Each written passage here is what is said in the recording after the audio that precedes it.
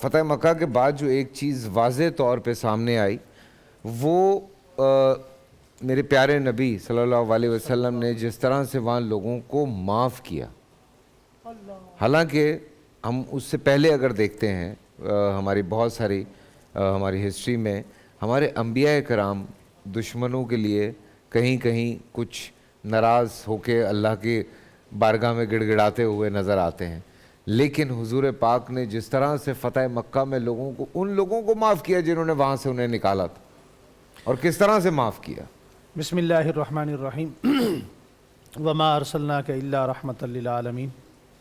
گزارش یہ ہے کہ یہاں بریک سے پہلے علامہ امین شہیدی صاحب نے ایک جملہ کہا کہ ہمارے ہاں حضرت علی المرتضیٰ رضی اللہ تعالیٰ عنہ کو کچھ لوگ بہت کم کر کے بیان کرتے ہیں. میں اس کی اپنے وضاحت کر دینا چاہتا ہوں. ویسے وضاحت کرنی نہیں چاہیے کہ 20 دن انہوں نے ہمیں سنا ہے اہل بیت کے حوالے سے. آپ کی بات نہیں کر رہے تھے، وہ جنرلی بات کر رہے ہیں. جی لیکن میں یہ جملہ کہنا چاہتا ہوں، آن ایئر کہہ رہا ہوں، یہ ہمارا ایمان ہے.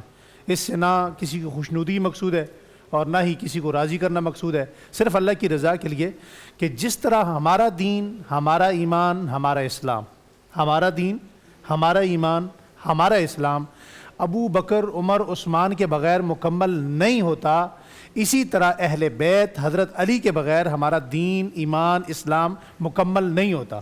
ایک لمحہ کے لیے بھی حضرت علی کو آپ سائیڈ پہ کریں تو ہمارے دین کی تمام بنیادیں دھڑم سے ختم ہو جاتی ہیں.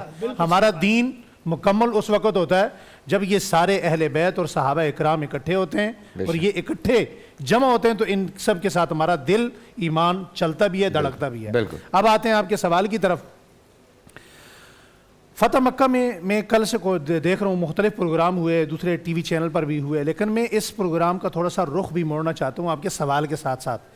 ہمیں اس جو رہنما اصول ہیں فتح مکہ کے اندر، اس سے لینا کیا ہے؟ یہ واقعہ تو بہت سارے لوگوں نے سنا بھی، سنایا بھی، ہر سال اس کے اسرار و رموز پر بات ہوتی ہے. حضور صلی اللہ علیہ وسلم کے یہاں پر سب سے بڑی صفت جو رحمت للعالمین ہے اس پر بات ہوتی ہے، اور ہو بھی کیوں نہ، ہونی بھی چاہیے.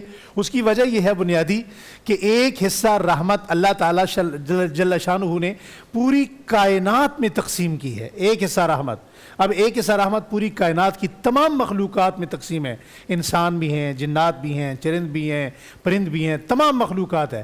اور 99 حصے رحمت اللہ نے جناب محمد مصطفیٰ کو عطا فرمائی ہے، تو اس کا اظہار لازمی طور پر یہاں ہونا چاہیے تھا. اس فتح مکہ میں جو رہنما اصول ہیں ان سے ہمیں سبق حاصل کرنا چاہیے. اور ہمارے لیے سبق کیا ہے؟ آج ہم یہ تو کہتے ہیں حضور نے معاف کر دیا سب کو، اب یہ بھی بتاتے ہیں کہ حضور نے کس کو معاف کیا؟ وہ جانی دشمن تھے، وہ مکہ سے نکالنے والے تھے، وہ ہجرت پر مجبور کرنے والے تھے. اب سوال براہ راست مجھ سے ہو رہا ہے کہ اگر حضور نے ان کو معاف کر دیا، تم کسی کو معاف کیوں نہیں کرتے؟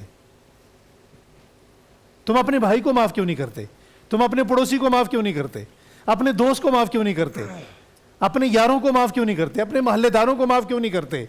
تو سوال یہاں آ کر کھٹک جاتا ہے. اگر قیامت کے دن اللہ کے نبی نے ہم سے یہی سوال کر لیا کہ بھئی آپ بیان تو بہت کرتے تھے، آپ بتاتے تو بہت تھے، تاریخ آپ کو بڑی یاد تھی، کتابیں آپ کو بڑی حفظ تھیں، لوگوں کو آپ نے بتایا، فتح مکہ کے موقع پر میں نے لا تثریب علیکم اليوم کہہ کر کہ میں آج اپنے بھائی یوسف کی طرح سب کو معاف کرتا ہوں، تو تم نے معاف کیوں نہیں کیا؟ تو ہم اللہ کے رسول صلی اللہ علیہ وسلم کو کیا جواب دیں گے؟ ایک رہنما اصول یہ ہے کہ اگر حضور نے معاف کیا تو ہم نے بدرجہ اولا کسی کو معاف کرنا ہے. دوسرا ایک رہنما اصول یہاں یہ بھی آیا کہ جو کوئی آپ کا احساس کرے، آپ پر احسان کرے، آپ نے احساس کا بدلہ احساس سے دینا ہے، آپ نے احسان کا بدلہ احسان سے دینا ہے. مکہ فتح ہوا، شاید اس طرف کسی کی نظر نہیں گئی، تمام صحابہ کرام بڑے خوش ہیں، بالخصوص جو ہجرت کر کے مدینہ گئے تھے آج وہ بڑے خوش ہیں، اپنے دیس میں آ گئے، اپنے وطن میں آ گئے، اپنے علاقے میں آ گئے. اور یہ فطرتی بات ہے کہ کس بندہ امریکہ میں بھی ہو، مکہ مدینہ میں بھی ہو، لیکن پلٹ کے جب وہ اپنے علاقے میں آتا ہے، اپنے گاؤں میں آتا ہے، تو اسے قدرتی طور پر اپنے علاقے سے ایک محبت ہوتی ہے، وہ بڑا خوش ہوتا ہے. مکہ والے بڑے خوش تھے.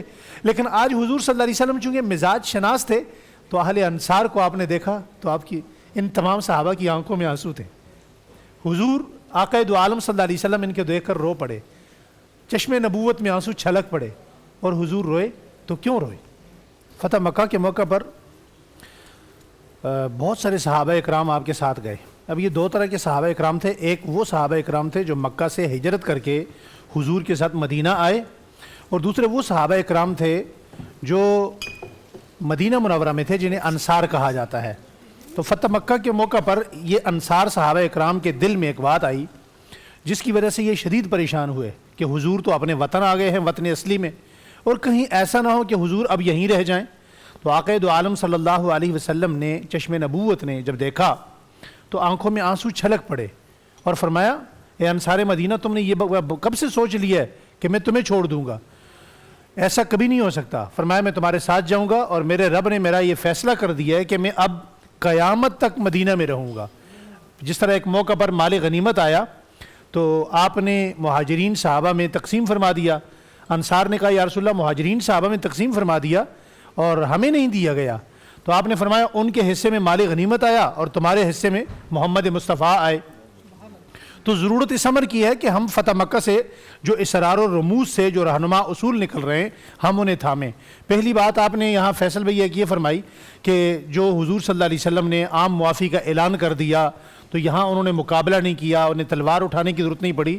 یہاں میں ایک بات کہتا جاؤں کہ بہت سارے واقعات کتب کثیرہ میں سیرت کی کتابوں میں ملتے ہیں کہ بہت سارے لوگ ایسے تھے کہ اندرونی طور پر بدر کے بعد, احد کے بعد اور مختلف حالات معجزات دیکھ کر ان کے دلوں میں آہستہ آہستہ اسلام گھر کرتا چلا آ رہا تھا. لیکن یہ موقع ایسا بن گیا اللہ جل شانہ کی طرف سے کہ اعلانیہ طور پر تمام لوگ وہاں پر مسلمان ہو گئے, اور جو لوگ وہاں مسلمان ہوئے ہمارے ہاں ان کے مشاجرات یا ان کی پچھلی زندگی پر گفتگو کرنے سے منع کیا جاتا ہے. جس طرح کوئی بندہ سچے دل سے توبہ کرتا ہے اور اس کے گناہوں پر تبصرہ کرنے کی کسی کو اجازت نہیں ہے, اسی طرح وہ صحابی جس کی پہلی زندگی اس دور میں گزری اس کے سابقہ زندگی پر تبصرہ کرنے کی بھی کسی کو اجازت نہیں ہے. اب وہ ہمارے لیے اسی طرح ہے جس طرح باقی صحابہ اکرام ہیں اور ان کا اسلام حسن ہے.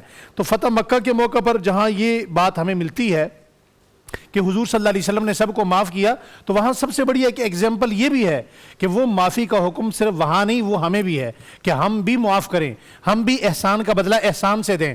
اب حضرت ابو سفیان رضی اللہ تعالیٰ عنہ کا ایک بڑا مشہور واقعہ ہے کہ حضور نے فرمایا آج جو ابو سفیان کے گھر چلا گیا آج اسے بھی امان مل گئی. یہ آقا دو عالم صلی اللہ علیہ وسلم نے کیوں فرمایا کہ وہ زمانہ قدیم کے اندر کبھی ایسا ہوا تھا کہ کچھ اوباش لڑکے مکہ کے حضور کے پیچھے پتھر مار رہے تھے, اور ان لڑکوں کو بھگا کر ابو سفیان رضی اللہ تعالیٰ عنہ نے حضور صلی اللہ علیہ وسلم کو اپنے گھر میں بٹھایا, بلایا اور ان لڑکوں کو بھگا دیا. اب اس احسان کا بدلہ حضور نے کیسے دیا؟ فرمایا آج جو ابو سفیان کے گھر چلا گیا آج اسے بھی پناہ مل جائے گی. تو یہ صحابہ اکرام ہوں یا اہل بیت اعظام ہوں, یہ تمام وہ مقدس ہستیاں ہیں, وہ مقدس نفوس ہیں جن کے لیے قرآن کریم میں اللہ جل شانہ نے ایک بات فرما دی فَإِنْ آمَنُوا بِمِثْلِ مَا آمَنْتُمْ بِهِ فَقَدْ اهْتَدَوْا. یہ جتنے کے جتنے لوگ ہیں حضور کے شاگرد ہیں یا حضور کا گھرانہ ہے, حضور کا خون ہے یا حضور کے یاران ہیں, فرمایا یہ سب کے سب تمہارے لیے نمونہ کے ہیں, بطور رول ماڈل کے ہیں. جس کے بھی پیچھے چلو گے ہدایت تمہارا مقدر بنے گی, اللہ جل شانہ کی رضا تمہارا مقدر بنے گی.